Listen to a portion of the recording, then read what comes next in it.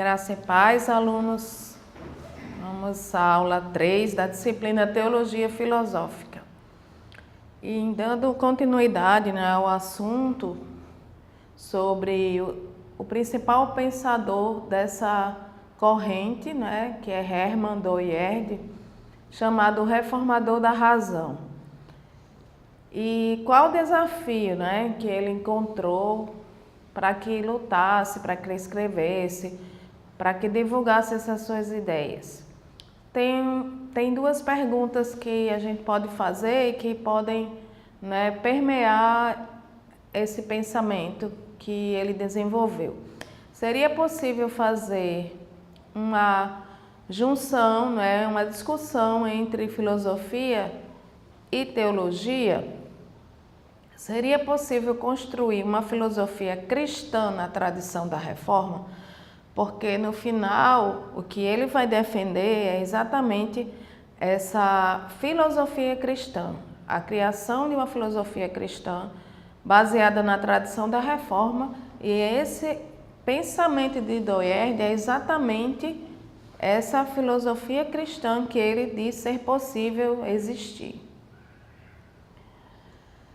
Então, no século XX, esse movimento nasce, chamado de neocalvinismo, desenvolvido por ele, e a obra escrita é uma extensa obra que pela primeira vez chega ao público da língua portuguesa, no crepúsculo do pensamento ocidental, estudos sobre a pretensa autonomia do pensamento filosófico. Essa é a obra de Doierge, que ele vai defender todo o seu pensamento de que é possível existir uma filosofia cristã.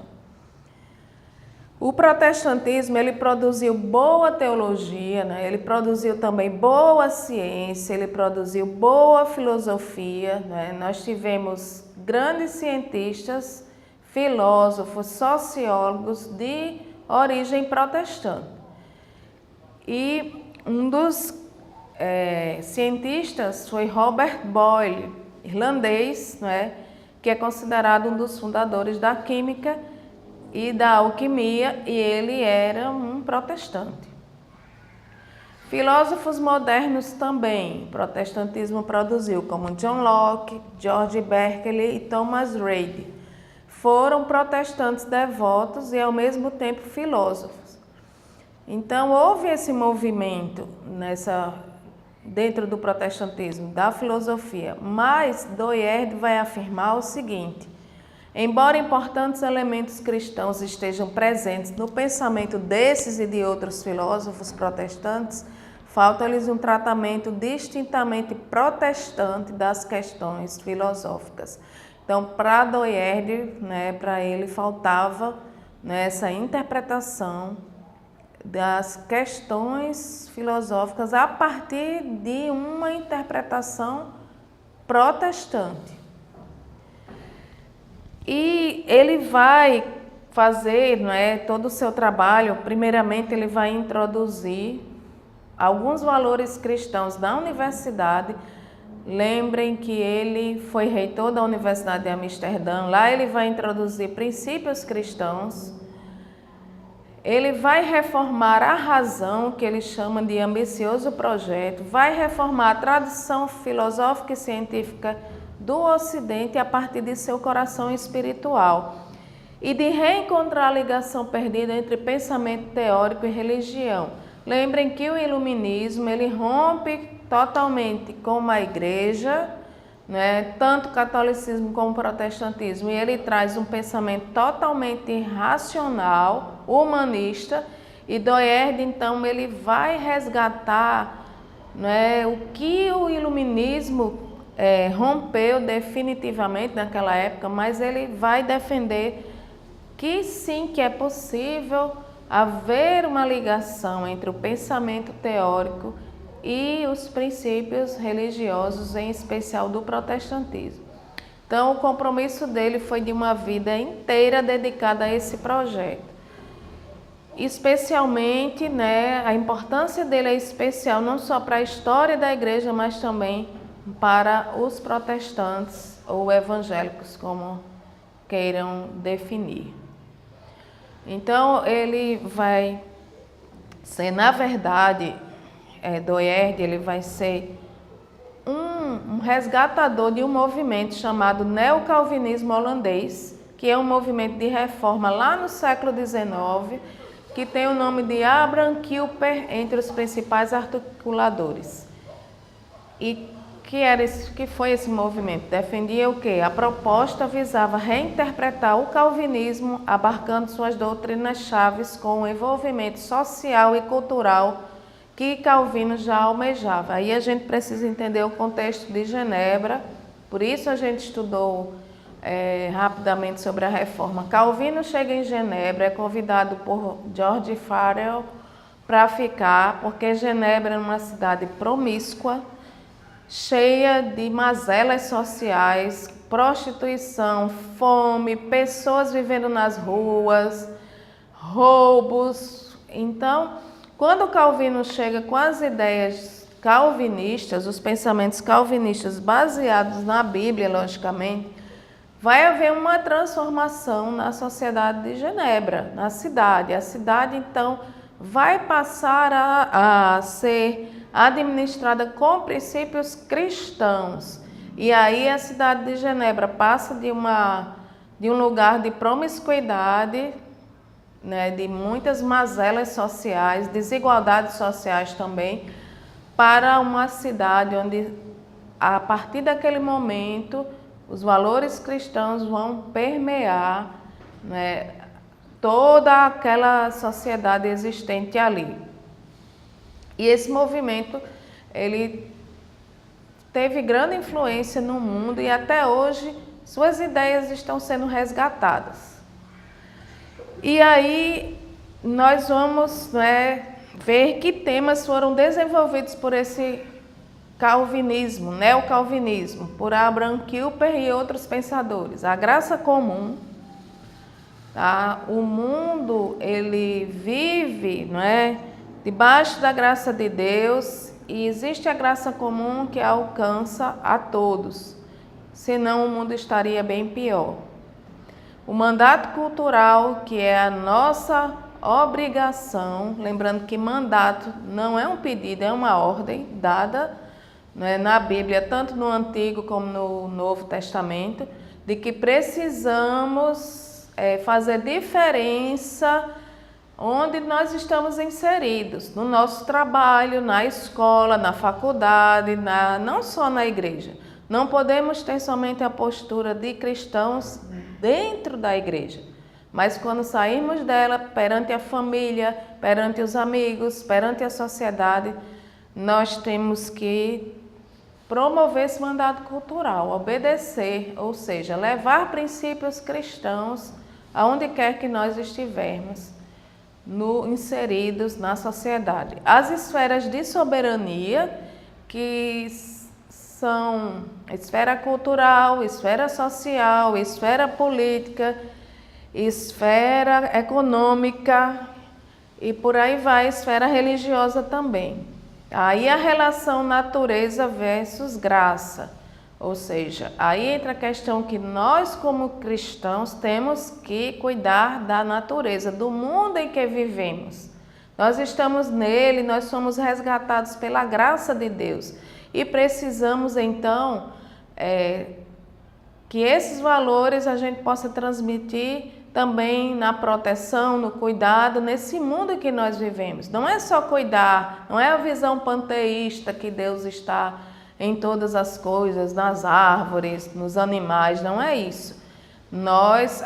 Deus colocou o homem no mundo para que cuidasse da natureza, então nós precisamos lutar pela preservação dessa natureza, porque nós vivemos nesse mundo e precisamos viver num mundo que seja bem cuidado. Alguns conceitos desenvolvidos por Doerdi, tá? Que eu falei na aula 2. Ontologia, parte da filosofia que trata da natureza do ser, da realidade, da existência dos entes e das questões metafísicas em geral. Imagina-se que o conceito de ontologia tenha se originado na Grécia Antiga, tendo ocupado as mentes de Platão e Aristóteles em seu estudo. Epistemologia é a teoria do conhecimento. Vem do grego episteme, quer dizer ciência, conhecimento, logos, o discurso. E é um ramo da filosofia que trata dos problemas filosóficos relacionados à graça e ao conhecimento. Quem foi Hermann Doyerd, nós já vimos, né? Ele vem de uma família, né, cristã, calvinista, tá? E o seu movimento, né, o movimento liderado por ele, é antecedido pelas ideias de Abraham Kuyper. Na verdade, ele faz um resgate e que resulta na criação da Igreja Reformada Livre na Holanda e na Universidade Livre de Amsterdã, como nós já vimos, uma universidade totalmente administrada com valores cristãos. Então, a importância dele é fundamental, não é, para nós entendermos. Com apenas 18 anos de idade, ele matricula-se nessa Universidade Livre em Amsterdã e lá é onde ele tem contato com as ideias de Abraham Kuyper. Então, ele vai desenvolver, né, todo o seu pensamento a partir daí. Apesar de ter cursado Direito, dizem, né, que foi um conselho de um amigo, mas, na verdade, ele se encanta pela filosofia. E depois de aluno, quando ele conclui o curso, ele passa a ser professor de Direito dessa universidade em Amsterdã. E então, nós vimos aqui, né, o quão importante, é um movimento ainda pouco estudado, tá? Mas que tem sido resgatado. E importante que aqui no seminário nós resgatamos, né, nessa disciplina, não é? A ementa resgata esse movimento. E importantíssimo para que a gente possa compreender alguns princípios que norteiam, não é? E que devem nortear, na verdade, a sociedade. Doyerd, ele vai desenvolver o conceito de religião. Ele vai admitir que tudo na vida e no mundo tem uma raiz religiosa. Tudo que tem na vida, no mundo, está envolto por um campo de significado de natureza religiosa, inclusive o desenvolvimento da cultura em todas as suas manifestações, ou seja, a arte, a música, a dança, e ele vai dizer isso, até mesmo no domínio pretensamente neutro das ciências naturais. Por quê? Quais são as ciências naturais? A medicina, a biologia, a química, a física. E Hermann Doyerd vai dizer que sim, que existem princípios religiosos ali também nessas ciências. Algo que até está sendo resgatado agora pelas faculdades de medicina, essa relação entre ciência e religião. Por religião, Doyerd entende a natureza essencial da própria realidade na sua relação inseparável com aquele que a criou, pois tudo existiria por causa de, em e para Deus. Então, o mundo existe por causa de Deus e existe para Deus e está em Deus. Pertencemos ao Criador. E é isso que Doyerd vai dizer. Então, não existe essa separação entre ciência, entre arte. Não, tudo está envolto pela questão religiosa. E nós, como cristãos, nós temos que, nas áreas de atuação que nós estamos inseridos, levar esses princípios. Então, se eu sou um político, eu preciso levar para a política os princípios cristãos e não absorver os princípios que tem lá, que muitas vezes são princípios bem errados, né? Bem equivocados. Se eu sou um professor de escola pública ou de escola particular ou de uma universidade, eu também preciso ter esse papel permeado pelas convicções cristãs. Enfim, em todos os empreendimentos, o homem estará sempre servindo a Deus. Tá? E em termos teológicos, é possível dizer que no início de todas as coisas, Deus estabeleceu um pacto envolvendo a humanidade e a criação na pessoa de seu representante, que que é Adão. Então, tudo o que o homem faz, o faz para a glória de Deus ou para a sua desonra. Se nos comportamos com decência, com princípios cristãos, estamos glorificando a Deus. Se não, nós estamos desonrando o nome de Deus. Não importa o que façamos, não importa para quem façamos, a dedicação será sempre fundamentalmente religiosa, cristã. Estamos com esse desafio. Será que nós estamos tendo essa dedicação cristã nas esferas que nós estamos inseridos na sociedade? Outro conceito que ele vai desenvolver é a realidade e significado. A palavra holandesa zin, que significa significado, é usada por Doyerd para expressar o ser da realidade criada, que é relativo e permanece insuficiente em si mesmo, a parte de seu Criador, de quem deriva a sua razão de existir. Ou seja, nós existimos por causa de Deus. Nós somos criaturas de Deus, filhos de Deus, somos parte da criação. Significado aponta constantemente para fora e além de si, para a sua origem, que em si não é mais significado, permanece dentro dos limites do relativo. A verdadeira origem, pelo contrário, é absoluta e autossuficiente. Qual é a verdadeira origem? Deus. Essa sim é absoluta e autossuficiente. Nós, homens, não somos autossuficientes. Nós dependemos de Deus. Apesar de que muitos creem que somos autossuficientes, né, com a chegada do ateísmo e agora o novo ou neo-ateísmo, que é um movimento que tem crescido e que diz que o homem é responsável por suas decisões, né, mas na verdade nós sabemos que nossas decisões, a nossa vida, ela está ligada diretamente à vontade de Deus, né? Às determinações do Senhor em nossas vidas. Outra ideia é a ideia de lei e a ordem divina da criação. É outro elemento importante, desenvolvido por Doyerd, que terá sérias implicações para a sua teoria do conhecimento. A ideia de lei, a ordem divina da criação, é a ideia de uma ordem estruturadora de tudo quanto existe que reflete a vontade soberana e pessoal de Deus quando criou o mundo. A ideia de lei. Toda a filosofia, segundo Doyerd, é controlada por uma ideia de lei, ou o que ele chama de ideia cosmogônica. Ou seja, há uma ordem estruturadora de tudo, né, que no cosmos, né, na criação de Deus, e que reflete a vontade soberana e pessoal de Deus quando criou o mundo. É dominada pela ideia de uma estrutura a priori de significado estabelecido por Deus. Tornaria possível toda a experiência humana neste mundo, incluindo o pensamento teórico, aquilo que Doyerd chamou de ordem de lei ou ordem divina da criação. A ideia de lei aponta para o fato de que tudo quanto existe dentro ou fora do homem está envolvido e estruturado pela ordem estabelecida por Deus na criação, a ordem de lei.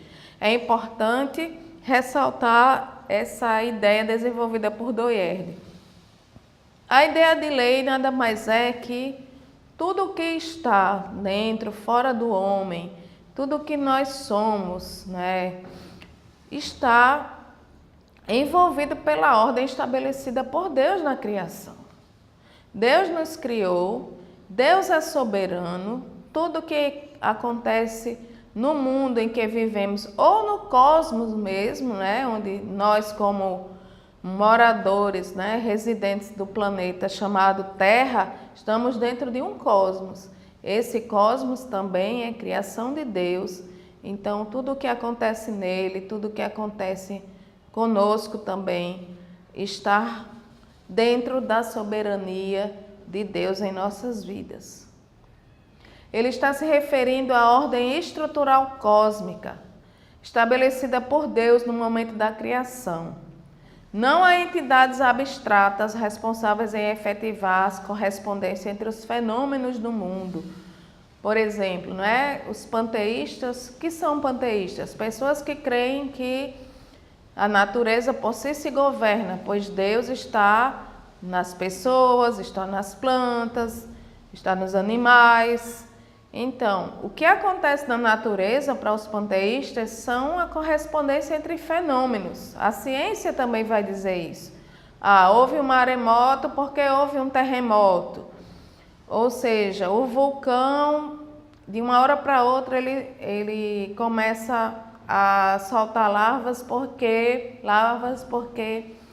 ele chegou um momento, explicado pela física, pela química, mas na verdade sabemos que por trás de tudo isso, ou não somente por trás, mas em volta de tudo isso, dominando tudo isso, determinando tudo isso, está Deus, que estruturou e sustenta a sua criação através de leis inalteráveis que manifestam a sua soberana vontade criacional.